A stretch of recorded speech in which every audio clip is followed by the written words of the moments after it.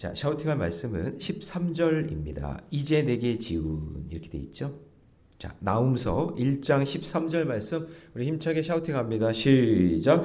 이제 내게 지은 그의 명예를 내가 깨뜨리고 내 결박을 끊으리라. 이제 내게 지은 그의 명예를 내가 깨뜨리고 내 결박을 끊으리라. 이제 내게 지은 그의 명예를 내가 깨뜨리고 내 결박을 끊으리라. 나훔서 1장 13절 말씀. 아멘. 할렐루야. 네, 오늘 함께 읽을 귀한 말씀을 가지고 내 결박을 끊으리라 라는 제목으로 하나님 말씀 함께 나누겠습니다. 자, 어제 우리 살펴본 것처럼 나훔서를 읽을 때 하나님은 어떤 분이신가, 하나님을 아는 지식, 그것에 초점을 맞춰서 읽어야 된다라고 말씀을 드렸죠. 그리고 이 나움이라는 뜻이 이제 위로라는 뜻이라고 했습니다. 그래서 이 단어를 사람에게 붙이면 위로자가 되는 거죠. 예, 여러분은 위로자가 되었으면 좋겠습니다. 예, 위로자. 예, 누군가 이렇게 위로하고 격려하고 하는 거. 그래서 이 히브리 사람들이 이름을 이렇게 지을 때, 그러니까 가버나움이라고 했잖아요. 신약에서 가버나움. 그게 뭐냐면 위로의 마을 그런 뜻이에요. 그러니까 지역을 이름을 지어도 이렇게 은혜롭게 이렇게 지잖아요, 그죠? 그 나라마다 특색이 있는데 가버나움, 위로의 마을. 그래서 예수님이 그 가버나움에서 병든 자 고치고, 그죠? 그 위로하는 사역을 잘 감당하셨다라는 거죠. 자, 그래서 그 이름에 대한 것을 한번 조금 보면은 여러분 니헤미야라는 말 있죠? 니헤미야 이 말도 나움과 여호와 이게 합쳐진 말이에요. 느헤미야. 그래서 여호와가 위로자이시다. 그런 의미가 담겨져 있는 거죠. 느헤미야. 그 다음에 또 위로의 이름 아시는 분 있어요? 아는 사람? 위로라는 말에 노아 이름이 위로라는 뜻이잖아요. 노아. 이 노아도 위로라는 뜻이에요. 나훔 이게 어원이 같아요. 자, 그 다음에 신약으로 오면은 아람어로 위로자가 있죠. 우리 바나바 클럽 있잖아요, 그죠? 바나바가 위로예요. 그 여러분 새 가족이 오면은 물론 뭐 우리가 뭐 잘 지식적으로 잘 양육해주고 뭐 잘 다 필요하지만 제일 중요한 게 뭐냐면 새 가족이 오면은 정착하기 되게 어렵거든요. 되게 낯설어요. 여러분 이런 거예요. 그 산속에 어떤 절이 있다고 해요. 절간이 있다고 하면 그 절간 안에 뭐 대웅전 이런 데 딱 들어가면 막 탱화가 쫙 펼쳐져 있잖아요. 막 그냥 불상 같은 것도 있고. 그때 느낌이 어때요? 무서워요? 네. 그 무서운 것도 그런 느낌이에요. 새 가족이 아무것도 모르는 분이 교회 오잖아요. 그럼 막 성가대가 가운 이렇게 입고 있죠. 뭐 이렇게 앞에 막 십자가도 있죠. 이게 되게 어색하고 힘든 거예요. 교회 다녔던 사람들도 새로운 교회에 오잖아요. 그러면 익숙했던 게 아니라 처음 보는 게 많잖아요. 그러니까 당황하고 힘든단 말이죠. 그럴 때 누가 필요해요? 옆에서 위로자가 필요한 거예요. 바나바가. 그게 바나바 사역이에요. 바나바가 위로다라는 그런 거.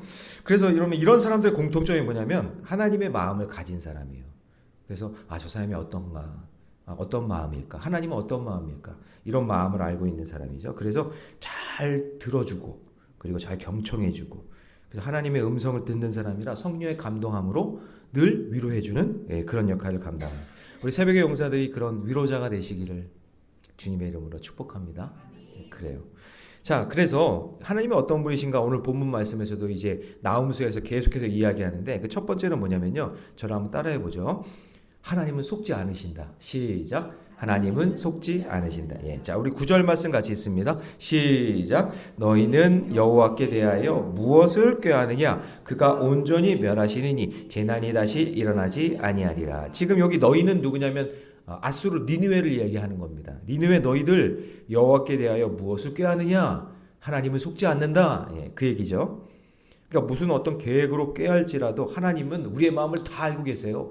의도와 욕심과 어떤 거를 그렇게 꿍꿍이가 있는지 하나님은 그 계획을 다 알고 계셔서 그렇게 하나님을 속이려고 하고 피하려고 해도 하나님은 그걸 다 무효화시키고 하나님은 반드시 심판하신다.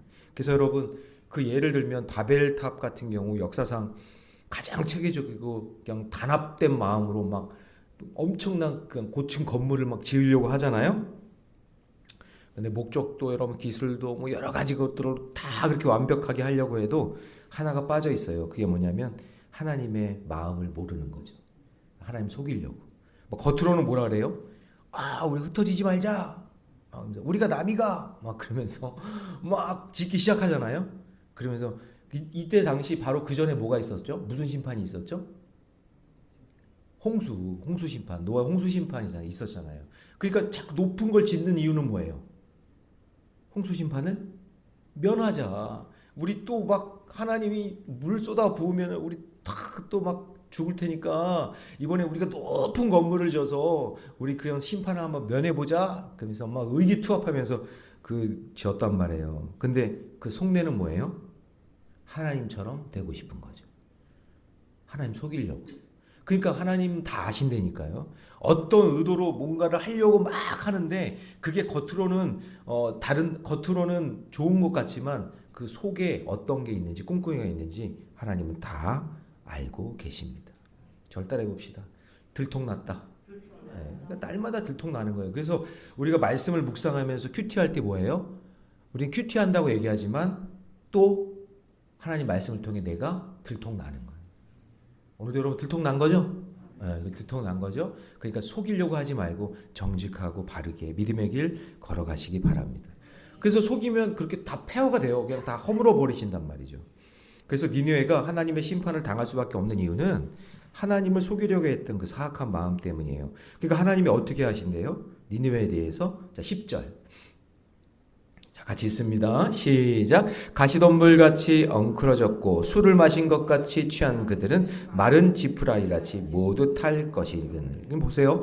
하나님을 속이고 자기 마음대로 사는 사람을 두 가지로 표현했어요. 엉클어진 가시덤불. 거기다 한번 밑줄을 한번 쳐보세요. 엉클어진 가시덤불. 글쎄요. 여러분 서울 사람들이니까 이런 거 잘 모르죠? 예, 이 가시덤불 막 엉클어진 거 아주 혼란스러워요. 예, 거칠고 접근하기 어려워요. 그게 뭐예요? 이게 질서와 경계가 없는 무질서한 사람이에요. 하나님의 통제를 받지 않는, 하나님의 말씀이 없는 인생. 무질서한 인생이에요. 그게 엉클어진 가시덤불 같다 그 얘기예요. 그럼 지금 누구에게 얘기하는 거예요 이게? 니느웨, 아수르에게 얘기하는 거예요. 너희들 잘 사는 것 같고 막 부강한 나라 같지만 하나님이 보실 때는 아이코 엉클어진 가시덤불 같구나. 하루아침에 무너지겠구나. 이런 거죠. 그 다음에 술 취한 사람 같대요. 막 술 취한 사람 어때요? 저희 아버지도 예전에 지금은 다 끊으셨어요. 이게 기적 같은 일인데 그냥 술 드시면은요 기분이 좋으셔가지고 그냥 막 웃다가 울다가 막 기분이 좋아가지고 막 그러세요. 근데 그때가 기회야. 왜냐면 가서 이렇게 용돈을 달라 그러면 막 지갑에서 돈을 막 꺼내 주셔. 그래서 저는 이제 그때가 기회였는데 어쨌든 술 취한 사람 다 보세요. 비틀비틀거리죠. 막 기억력 떨어지죠. 판단력 흐려지죠. 그게 뭐예요? 무개념이에요, 무개념. 뭔지 몰라요. 막 울기도 하고 막 웃다가 막 그렇게 한단 말이죠. 결국은 그거 뭐냐? 다 불타버리는 지푸라기처럼 회복 불능한 상태가 된다. 그러니까 여러분 하나님 없이 사는 인생은, 말씀 없는 인생은 겉으로는 멀쩡해 보여요. 근데 사실은 그 영혼은 지금 엉클어진 가시덤불이고 술 취한 사람 같은 인생을 살고 있는 거죠. 그래서 여러분 위로가 필요한 거예요. 그죠? 위로자가 필요한 거예요. 그 여러분들이 필요한 거예요. 예. 자, 적용 질문 드립니다. 하나님을 속일 수 있다고 생각한 것은 무엇입니까? 예. 여러분 오늘 결론을 딱 내리세요. 하나님을 절대 속일 수가 없다. 예, 말씀 가지고 우리가 정직하게 믿음의 길 걸어가는 저 여러분 되시기를 주님의 이름으로 축복합니다. 자, 두 번째 저를 한번 따라해 봅니다. 하나님이 다 갚아주십니다.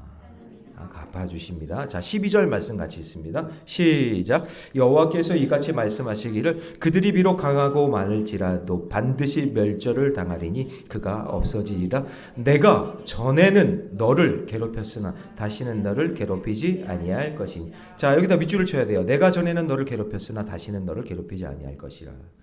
자, 이게 뭐냐면은 이제 아수르가 이스라엘 백성들을 그렇게 괴롭혔잖아요. 그러니까 하나님이 선택받은 이 이스라엘 백성들을 가르치기 위해서, 깨닫게 하기 위해서 아수르를 막대기로 심판의 도구로 사용하셨단 말이죠. 그러니까 그 표현을 한번 잘 보세요. 내가 전에는 너희를 괴롭혔다. 내가 예전에는 너희들 아수르를 내가 막대기로 삼아서 너희들을 심판하고 너희들을 힘들게 했지만 너희들이 지금이라도 깨닫고 돌이키면 이제 다시는 너희들을 괴롭히지 않을 거야. 하나님이 내가 너희들의 그렇게 힘들었던 거 다 갚아주실 거야 라고 말씀하고 있는 거죠. 그래서 여러분 어제도 우리 다윗이 사울을 복수하지 않잖아요. 응? 여러분 이게 굉장히 중요한 겁니다. 제가 그 사람의 심리 가운데 꼭 있는 게 뭐냐면 복수하는 마음이에요. 내가 꼭 갚아준다. 한 마디 딱 듣고 막 상처받고 있다가 내가 반드시 갚아준다. 이런 마음이 있는 거예요. 그러고 있다가 결정적인 순간에 확 끄집어내고 이런단 말이죠. 뭔가 이렇게 갚으려고 하고 그냥 내가 갚으려고 막 한단 말이죠. 근데 하나님이 갚아주시네요. 그러니까 이게 다윗이 그 순간에 그 짧은 순간에 말씀이 떠오른 거예요. 그들이 그러잖아요. 부하들이 당신 생각에 옳은 대로 하라고. 당신 생각에 옳은 대로 하라고. 마귀가요. 생각을 딱 지배하고 있으면은 아무것도 안 보여요. 그냥 그것대로 막 하고 싶은 거예요. 자기 말이 막 터져 나오고 막 그렇게. 근데 우리 생각 속에 우리는 뭘 집어넣어야 돼요? 말씀. 예. 말씀이 딱 생각이 나서 그렇지. 이렇게 하면 안 되지. 그걸 딱 깨닫는 순간 하나님께서 지혜를 확 주시는 거예요. 그러니까 다윗이 그런 순간이 있었다. 근데 지금 주님이 뭐라 그래요? 내가 전에는 너를 괴롭혔으나 다시는 너를 괴롭히지 않겠다. 이 얘기는 뭐예요? 이제 내가 갚아줄 거니까 너는 가만히 있어라. 그렇게 이야기하시는 거죠. 그러면서 아수르에 대한 마지막에 대해서 이렇게 말씀합니다. 자, 14절로 한번 가볼까요? 14절 같이 있습니다. 시작. 나 여호와가 내게 대하여 명령하였나니 내 이름이 다시는 전파되지 않을 것이라. 내가 내 신들의 집에서 새긴 우상과 부은 우상을 멸절하며 내 무덤을 준비하리니 내가 내 쓸모없게 되었습니다. 자, 하나님이 이제 마지막 심판 때가 되면 이 아수르 니느웨에게 더 이상 이름이 전파되지 않을 것이다. 그 다음에 자손이 끊긴다. 이 말은 뭐냐면 이제 너희들은 역사상 없어진다 그런 얘기예요. 그래서 여러분 아수르는 없어집니다. 500년 동안 강성한 나라였는데 바벨론에 의해서 하루아침에 없어집니다. 그냥 말씀대로 그대로 이루어진 겁니다. 이때 당시에는 없어지지 않은 거예요. 나훔 선지자가 있었을 때는. 그런데 하나님께서 심판하시는 그날 그대로 없어집니다. 그래서 우상도 다 없어진다라고 했는데 원래 뭐 우상은 인간이 만든 거라 만든 것 형상이기 때문에 소용이 없는 거고, 그리고 인간이 자기 욕심을 이루기 위해서 원래 없는 것인데 인간이 자기 욕심 채우려고 만든 거잖아요. 그거 전부 다 쓸어버리겠다. 그러시는 거죠. 그래서 이 표현은 진짜 보세요. 14절 보니까 끝에 내 무덤을 준비하리니. 그러니까 뭐예요? 결국에는 아수르 니느웨 이 존재 하나님이 반드시 맞춤표를 딱 찍겠다 이렇게 얘기하시는 거죠. 이렇게 하시는 이유가 뭐냐면 하나님께서 처음에는 심판의 도구로 사용하지만 이제 결국에는 회개하지 않고 돌이키지 않으면 이제 너희들은 쓸모없는 존재가 돼버린다라고 이야기하시는 거죠. 그래서 이게 문자적인 의미는요, 도구로 사용하시는 시기가 다 지났다. 이제 아수르는 이제 그 당시에는 엄청난 제국이었고 니느웨는 최강의 도시였지만 믿음대로 살지 않으면, 돌이키지 않으면 결국에는 하나님 보시기에는 쓸모없는 인생이 된다라는 거죠. 그러니까 여러분 지금 세상에 하나님 없이 잘 나가는 사람 너무 부러워하지 마세요. 그리고 너무 비교하지도 말고. 여러분 자녀들 여러분의 인생의 길에서 하나님 말씀 붙잡고 믿음으로 사는 자는 하나님이 반드시 선한 길로 인도해 주시고 그 인생의 끝에 하나님이 늘 함께해 주시는 줄 믿습니다. 근데 하나님 없는 인생인데 잘 되는 것 같고 막 잘 사는 것 같고 막 그렇잖아요. 근데 오늘 마지막에 하나님 없는 인생은 내 무덤을 준비하리니 이는 내가 쓸모없게 되었습니다. 지금 아수르 니느웨에게 얘기하는 거거든요. 그래서 믿음 붙잡고 사는 것이 가장 큰 귀한 인생인 줄 믿습니다. 저는 저희 어머니 아버지에게 저에게 주신 게 믿음 주셨는데 정말 감사해요.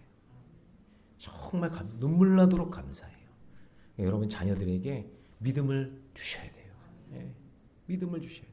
그러니까 이게 참 안타까운 게 뭐냐면 우리 이 대한민국 크리스찬들의 생각 중에 어떤 생각이 있냐면 나만 잘 믿으면 된다 이 생각이에요. 근데 여러분 성경에 보면 예수님이 양을 부를 때 목자가 양을 부를 때 어떻게 불러요? 각각 불러요. 구원을 할 때도 각각 부르는 거예요. 여러분 불교는 막 비나이다 하면서 입적시킨다 그래서 자기 자녀들 이름까지 전부 다 올려서 자기가 공양을 하고 빌고 그러면은 다 극락왕생한다고 이렇게 생각한단 말이에요. 근데 성경은 그렇지가 않아요. 각 사람을 부르신단 말이에요. 구원의 영역은 그 사람이 시인하고 보고 자기가 인정을 하고 주님께 나와서 내가 죄인임을 고백하고 예수 그리스도를 내가 믿음으로 내가 영접해야 구원받는 거지. 내가 여기서 내가 아무리 이렇게 한다고 해서 내 자녀가 구원받는 게 아니란 말이에요. 그래서 신앙의 일치를 얘기하는 거예요. 그래서 구원받는 일은 내가 고백해야 되는 거니까. 내가 열심히 한다고 되는 게 아니니까. 맞죠? 예. 그래서 믿음이 중요해서 자녀들에게 믿음을 줬다면 그 믿음의 고백으로 신앙의 독립을 이루고 내가 예수 그리스도 이름을 부르고 내가 구원받은 하나님의 백성이 되는 게 이게 귀한 인생이라는 거죠. 믿으십니까? 네. 그게 귀한 인생인데 그렇지 않고 그냥 세상적으로 그냥 잘 나가고 돈 많이 벌고 뭐 한다고 해서 그게 잘 사는 게 아니란 말이죠. 마지막에는. 그 마지막에 이 아수르의 심판을 보면 얼마나 안타까워요. 그렇죠? 마지막에 우리는 영생을 얻어 가야 할 곳이 있는데 이 사람들은 그게 없다라는 거죠. 자, 그러므로 적용 질문 드립니다. 지금 내가 보는 것이 하나님 보는 것과 같은 것을 보고 있습니까? 지금 나는 지금 무엇을 보고 있는지, 하나님이 기뻐하시는 구원의 일을 보고 있는지 아니면 세상의 일을 보고 있는지, 여러분 하나님께서 보시는 것 그것에 관심을 갖는 저 여러분 되시기를 주님의 이름으로 축복합니다. 자, 마지막 세 번째는요. 자, 지속 가능한 신앙을 하나님이 기대하십니다. 지속 가능한 신앙. 자, 우리 15절 말씀 한번 같이 한번 읽어볼까요? 다 같이 시작. 볼지어다 아름다운 소식을 알리고 화평을 전하는 자의 발이 산 위에 있도다. 유다야 내 절기를 지키고 내 서원을 갚을지어다. 악인이 진멸되었으니 그가 다시는 내 가운데로 통행하지 아니하리로다 하시니라. 그러니까 니느웨에 대한 심판을 선언하신 하나님께서 이제 유다에게도 약속하시는 거예요. 그러니까 유다를 그토록 괴롭히던 이제 아수르는 망하고 화평을 누리게 될 때에 그때 너희들은 이제 절기를 지키며, 절기라는 건 뭐예요? 예배. 그다음에 서원을 갚는다. 서원이라는 건 뭐예요? 하나님과의 약속. 이렇게 신앙의 길을 회복하며 믿음의 길을 걸어가야 된다. 그러니까 예배와 서원이라는 것의 핵심은 뭐냐면 하나님과의 관계가 회복된다라는 의미예요. 그래서 북이스라엘이 니느웨에 망하게 되잖아요. 아수르에게 사실은 망한단 말이에요. 그런데 유다가 망하기 바로 직전에 하나님께서 아수르를 바벨론에 의해서 망하게 하신단 말이죠. 그래서 여러분 끝까지 믿음을 지키며 예배의 자리를 지키셔야 돼요. 예. 올해 이제 연초잖아요. 여러 가지 지금 메시지가 나올 때 여러 가지 이제 점검해야 될 게 뭐냐면 하나님 52주 내가 주일 예배 빠지지 않겠습니다. 그리고 말씀이 들리는 자리 사모하겠습니다. 제 생각, 그러니까 수요일날 어제 이제 생각에 대해서 했잖아요. 하나님 제 마음속에 생각 속에 항상 말씀을 채워놓겠습니다. 그래서 주님의 말씀대로 믿음에 살겠습니다. 이런 마음의 결단을 연초에 하시고 흔들리지 말고 믿음의 길 걸어가시기 바랍니다. 그래서 여기 볼지어다 아름다운 소식을 알리고 화평을 전하는 자의 발, 이게 이제 우리의 발이 되어야 되는데 그게 산 위에 있대요. 그래서 하나님께서 높은 곳에 우리를 올려주신다. 그리고 그것이 절기를 지키고 내 서원을 갚으시는 그런 인생의 길로 하나님이 인도해 주실 것이니까 우리의 시선은 자꾸 악인 바라보고 세상 바라보지 말고 하나님이 기뻐하시는 것을 바라보면서 믿음의 길을 걸어가시기 바랍니다. 그래서 오늘 말씀은 요나 선지자가 이제 하나님의 말씀을 전한 후에 100년이 지났잖아요.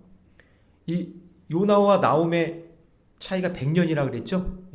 요나는 니느웨의 부흥을 받지만 니느웨가 회개했으니까. 그런데 100년이 못 되어서 망하게 되는 이 니느웨의 모습을 보면서 우리가 깨달아야 될 것은 우리도 끝까지 말씀을 붙잡고 지키지 않으면 우리도 이렇게 무너질 수밖에 없는 인생이라는 것을 늘 기억하면서 구원은 한 번에 받지만 그렇죠? 내가 예수 그리스도를 구주로 영접해서 입으로 시인했을 때 구원은 받지만 그 구원의 역사를 이루기 위해서 주님 그 나라 갈 때까지 끝까지 믿음의 길을 걷는 저와 여러분이 되시기를 주님의 이름으로 축복합니다. 자, 적용 질문 드립니다. 지금 나의 신앙은 지속 가능한 신앙입니까? 아니면 끊어진 신앙입니까? 여러분 앞으로도 계속해서 변함없이 믿음의 길 걷는 저와 여러분 되시기를 주님의 이름으로 축원합니다. 기도하겠습니다. 사랑의 하나님, 오늘 말씀을 통해 요나 선지자가 하나님의 말씀을 전하고 난 뒤 100년이 지난 후에 니느웨의 모습을 다시 봅니다. 주님, 우리의 인생을 100년도 살지 못하는 인생의 길에서 이제 앞으로의 인생의 길 하루하루 그리고 1년, 2년 지나갈 때에 지금 뒤돌아보는 그 인생의 길에서 후회하거나 원망하거나 불평하는 인생이 아니라 하나님 말씀에 순종하며 살았던 우리의 인생의 길이 하나님께서 이렇게 인도해 주시고 이렇게 복되게 해주셨다는 고백이 될 수 있기를 원합니다. 주님, 니느웨 사람들의 모습이 우리에게 타산지석이 되고 반면교사가 되게 해 주시고 사랑하는 내 자녀들, 가족들에게 줄 수 있는 가장 귀한 선물이 믿음이요 복음이라는 사실을 잊지 말게 하여 주셔서 언제나 선하시며 환난 날에 산성이 되시는 그 하나님과 더불어 믿음의 길 온전히 잘 걸어갈 수 있는 우리 새벽의 용사들, 모래내교회 모든 성도들 되게 해 주시옵소서. 이 모든 말씀 우리 주 예수님의 이름으로 기도하옵나이다. 아멘.